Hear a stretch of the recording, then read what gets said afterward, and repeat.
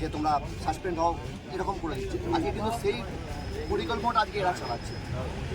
আজকে আপনি ভাবুন, আমরা প্রত্যেকটা 95% স্টাফ এখানে সকলে এখানে অ্যাটেন্ডেন্সে থাকে।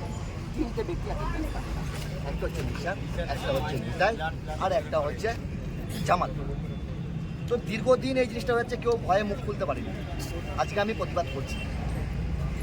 আপনারা একটা জিনিস ভাবুন, আজকে প্রত্যেকটা লোকের এখানে ইনক্রিমেন্ট অনুযায়ী আমাদের প্রত্যেকের 4টে করে সিএল কিন্তু পার ইয়ারলি আউট করে দিয়েছে।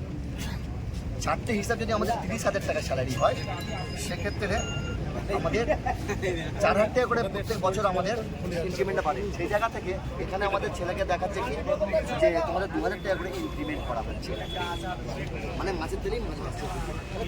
সেদিন আছে আজকে ওই যে কালো গাড়িটা চাপে 85 আজকে কোম্পানির কাছে, তারা কোম্পানির কাছে গাড়িটা দেওয়া আছে, তার ফলে তারা 60,000 টাকা করে মান্থলি পায়। কিন্তু কোম্পানির কাছে কোনো গাড়ি ইউজ হয় না, তার ফ্যামিলির জন্য এবং তার ব্যক্তিগত কাজের জন্য এখানে ইউজ হয়।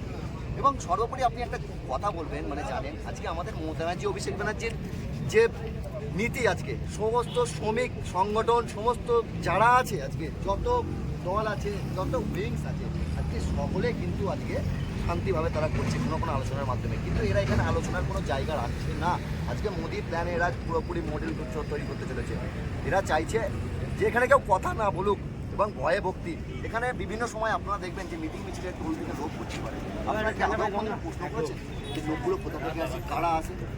লোকগুলো সম্পূর্ণ যারা আছে বীরভূম, কারো বাঁকুড়া, কারো বর্ধমান, কারো মেদিনীপুর, কারো উলুবেড়িয়া, কারো বাগনান, কারো সিয়াখালা, কারো মশা। ইভেন তারা নাইট করে এলেও তারা এখান থেকে যেতে পারবে না, এমন এরা শাসন। শুনুন, ইংরেজ শাসনের যেরকম তার পরিণতি খারাপ হয়েছিল, তাকে যেতে হয়েছিল দেশ ছেড়ে, আজকে কিন্তু এই ইংরেজদেরকেও তো যেতে হবে এখানে কিন্তু একদম। এটা মাথায় রাখবেন, কারণ সব কিছুটা আমাদের মমতা ব্যানার্জি, অভিষেক ব্যানার্জি শিখিয়েছেন। আমাদের দলের নেতৃত্বটা সুদীপ মুখার্জি, আমাদের সভাপতি, আন্দোলন করে ব্যারিকেড করে সব কিছু সমস্যার সমাধান করে আমার তার জন্য আজ।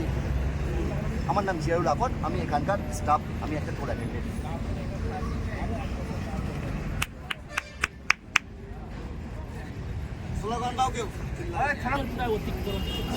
আজকে প্রায় 30 জনের প্লাস ওপরে আমাদের ভ্যাকেন্সি রয়েছে এখানে।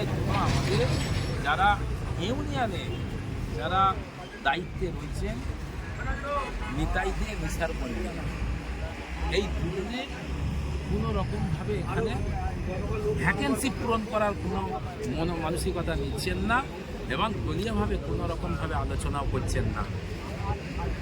যখনই আমরা এই ব্যাপারটা নিয়ে ম্যানেজমেন্টের কাছে আসি, ম্যানেজমেন্টকে ওনারা চিনকে রেখেছে ইউনিয়ন থেকে যারা এখানে কর্মকর্তা, যে না এটা আমাদের সঙ্গে না আলোচনা করে কিছু হবে না। এইভাবে দিনের পর দিন চলে যাচ্ছে। আমাদের ওই ভ্যাকেন্সি পূরণ করতে হবে, আমাদের এটাই মেন দাবি। আর তার সাথে এখানে অনেক রকমভাবে যারা ইউনিয়ন যারা পরিচালনা করছেন, যেমন নিসার মল্লিক আর নিতাই দে, এই দুজনের অনেক রকমের অভিযোগ আছে। তারা এখানে অনেক রকমভাবে মানে দুর্নীতি চালাচ্ছে। আজকে একটা এখানে কর্মচারী, নিসার মল্লিক এখানে একটা কর্মচারী, তিনি আজকে এখানে 35,000 টাকা স্যালারি পায়। সেই 35,000 টাকা স্যালারিতে আরও তো এখানে 162 জন কর্মচারী আছে।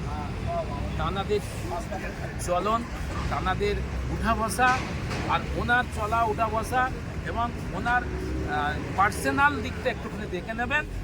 মানে আকাশ আর পাতাল যতটা তফাৎ, ওনাদের কর্মীদের সাথে তারা ততটাই তফাৎ।